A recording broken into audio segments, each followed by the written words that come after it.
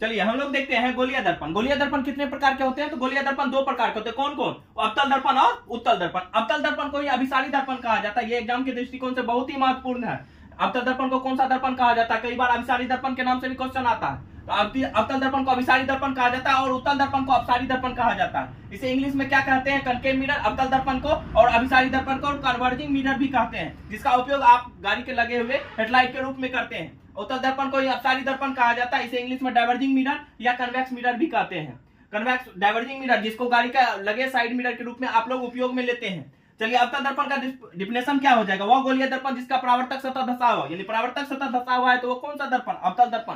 परावर्तक सतह अगर उभरा हुआ है तो वो कौन सा दर्पण? उत्तल दर्पण। यानी देखिए, बस परावर्तक सतह का डिफरेंस है। धसा हुआ भाग देख लिए, यानी हमारे दिमाग में आ जाना चाहिए अवतल दर्पण है। धसा उभरा हुआ भाग देख लिए तो हम कौन सा दर्पण दिमाग में आ जाएगा? उत्तल दर्पण। उम्मीद करते हैं ये दोनों दर्पण आप लोगों को अच्छी तरीके से समझ में आया है।